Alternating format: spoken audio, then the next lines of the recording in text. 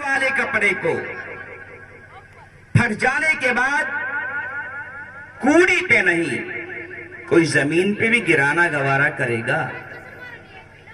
پیروں میں ڈال سکے گا؟ کیوں؟ کپڑا تو یہ بھی اسی دکان کا ہے،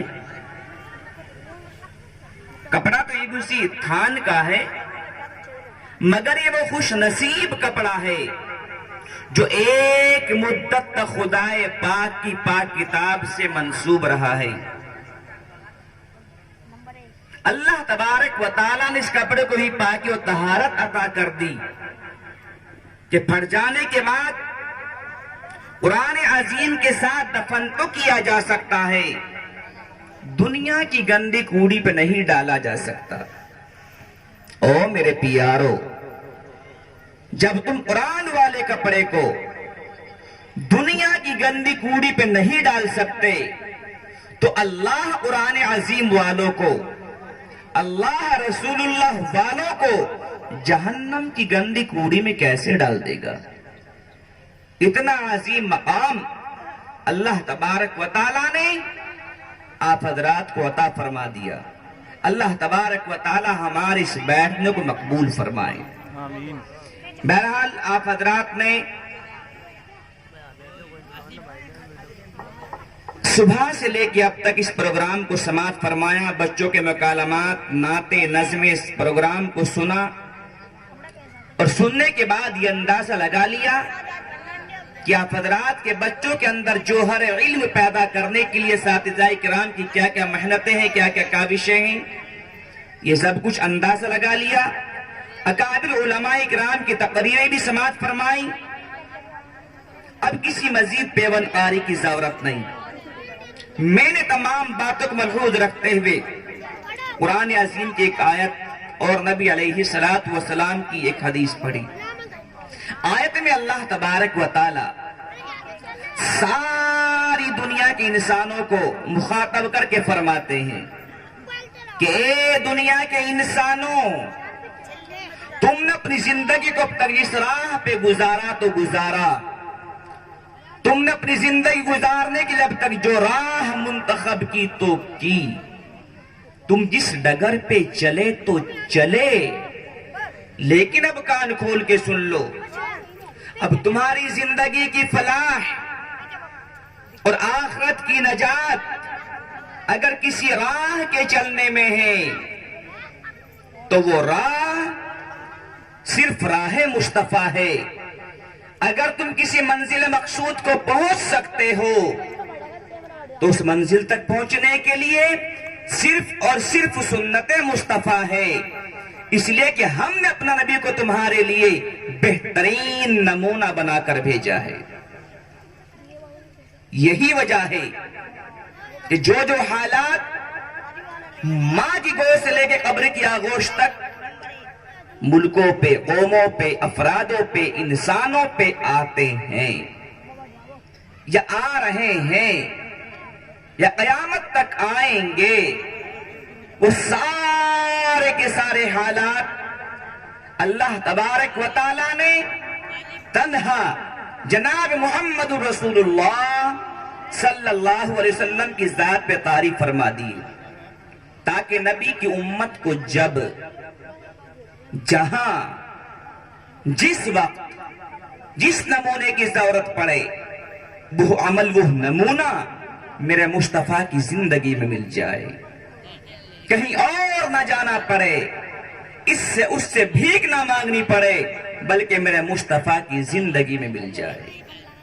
چنانچہ اگر تمہیں بچپن گزارنا ہو تو دیکھو آمینہ کا پیارا پیارا بچہ موجود، اگر تمہیں جوانی کی منزلیں طے کرنی ہو تو ابو طالب کے بھتیجے کی پاکیزہ جوانی کا نمونہ موجود، اگر تم میں کوئی یتیمی سے گزر رہا ہو دیکھو عبداللہ کا در یتیم موجود، اگر تمہیں غربت و افلاس کی وجہ سے مزدوری بھی کرنا پڑے دیکھو آقا کا مکے کی بکریوں کا مزدوری پہ چرانے کا طریقہ موجود، اور اگر تم تمہیں تجارت کرنے کا حوصلہ ہو تو خدیجۃ الکبریٰ کے مال سے آقا کا ملک شام میں تجارت کرنے کا رنگ ڈھنگ معلوم۔ اگر تمہیں شوہر بننے کا فخر ہو تو خدیجۃ الکبریٰ، عائشہ صدیقہ، حفصہ و ام سلمہ کے شوہر کا نمونہ موجود۔ اگر تمہیں باپ کا رول ادا کرنا ہو تو زینب، رقیہ، کلثوم و فاطمہ کی ابا کا کردار موجود۔ اگر تمہیں اپنے بیٹے بیٹیوں کے نکاح کرنے ہو، دیکھو آقا کا اپنی چار بیٹیوں کے نکاح کرنے کا طریقہ موجود۔ اور اگر کسی کے بیٹا ہو کہ انتقال کر جائے، دیکھو آقا کے ہاتھوں پہ ابراہیم کا جنازہ موجود۔ اگر کسی کی بیٹی کو نکاح کے بعد طلاق لگ جائے، دیکھو آقا کی دو بیٹیوں کو طلاق لگنے کا حادثہ موجود۔ اور اگر تم غریب ہو تو آقا کے پیٹ پہ دو پتھروں کے نشان موجود۔ ایک مہینے تک چولہے میں آگ نہ جلنے کی روایتیں موجود۔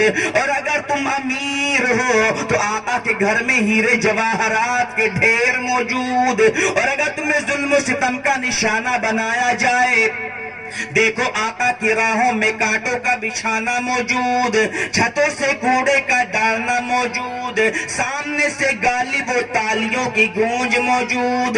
اگر تمہیں اپنا وطن عزیز بھی چھوڑنا پڑے، دیکھو مدینے کا مہاجر موجود۔ اگر اللہ کے دشمنوں سے صلح و آشتی کرنی ہو، دیکھو صلح حدیبیہ کی تحریروں کا نمونہ موجود۔ اگر تم کسی محاذ پہ شکست کھا جاؤ، دیکھو آقا کے دندان مبارک کی شہادت موجود۔ اور خدا تمہیں فاتح بنا دے، دیکھو فاتح مکہ کی شان موجود۔ اگر تمہیں امامت کرنی ہو تو مسجد نبوی کے امام موجود۔ اگر تمہیں تقریر سیکھنی ہو تو طائف کے میدان میں پتھروں کی بوچھاروں میں آقا کی تقریر کے نمونے موجود۔ اور اگر تمہیں انصاف کرنے ہو، دیکھو آقا کا مسجد نبوی کے صحن میں بیٹھ کے عدل و انصاف کا طریقہ موجود۔ اگر تمہیں شاگردی کے حقوق ادا کرنے ہو، دیکھو آقا کا جبرائیل امین کے سامنے بیٹھنے کا انداز موجود۔ اور اگر تم معلم ہو تو اصحاب صفہ کے معلم موجود۔ اور اگر تمہیں پانی پینے کی حاجت ہو، دیکھو میرے آقا کا پانی پینے کا طریقہ موجود۔ اگر تمہیں کھانا کھانے کی ضرورت ہو، دیکھو میرے آقا کا کھانا کھانے کا انداز موجود۔ اگر تمہیں سونے کی ضرورت پڑے، دیکھو میرے آقا کا سونے کا طریقہ موجود۔ اگر تمہیں کاشتکاری کرنی ہو، دیکھو آقا کا خیبر کی زمینوں کے نظم و نسق کا طریقہ موجود۔ غرض یہ ہے کہ سارے کے سارے حالات اللہ تبارک و تعالیٰ نے تنہا جناب محمد رسول اللہ صلی اللہ علیہ وسلم کی ذات پہ تعریف فرما دیے، تاکہ نسل انسانی کو جب جہاں جس وقت جس نمونے کی ضرورت پڑے، وہ عمل وہ نمونہ میرے مصطفیٰ کی زندگی میں مل جائے۔ اس لیے کہ آقا نمونہ بھی ہے اور آقا رحمت بھی بن کے آئے۔ کیسی رحمت؟ اللہ کے محبوب بیٹھے ہوئے ہیں، ایک صحابی تشریف لائے، فرمایا یا رسول اللہ، اگر آپ نہ آتے تو ہمیں دین کی باتیں کون بتاتا؟ اگر آپ تشریف نہ لاتے تو اسلام کی باتیں کون سکھاتا؟ آقا آپ کے آنے سے پہلے میں نے بہت بڑے بڑے گناہ کیے، اور ایک واقعہ تو ایسا ہے آقا، رات کو یاد آتا ہے تو رات کی نیند حرام ہو جاتی ہے، دن کو یاد آتا ہے تو دن کا سکون ختم ہو جاتا ہے۔ فرمایا کیا واقعہ ہے؟ فرمایا اللہ کے محبوب، میں نے اپنے ہاتھوں سے کئی لڑکوں کو زندہ دفن کیا ہے، اور ایک مرتبہ ایسا ہوا، میری بیوی امید سے تھی، مجھے ملک شام جانا ہوا، میں نے کہا بیوی میں ملک شام جا رہا ہوں اور تو امید سے ہے اگر میرے جانے کے بعد تیرے پیٹ سے لڑکا پیدا ہوا تو اس کو پالنا پرورش کرنا، اور لڑکی پیدا ہو گئی تو فوراً قتل کر دینا۔ آقا یہ بات کہہ کہ چلا تو گیا، میرے جانے کے بعد میری بیوی کے پیٹ سے ایک لڑکی پیدا ہوئی، بڑی حسین تھی، بڑی خوبصورت تھی، مگر میری بیوی میرے خوف کی وجہ سے تلوار ہاتھ میں اٹھاتی اور اس بچی کو قتل کرنے کی وجہ سے اس کے پاس جاتی. مگر جب میری بیوی کی نگاہ اس بچی کے چہرے پہ پڑتی تو محبت کی وجہ سے واپس ہو جاتی. جب میری بیوی اس کام کو نہ کر سکی تو اس نے میرے ڈر کی وجہ سے اس بچی کو ایک پڑوسن کے حوالے کر دیا.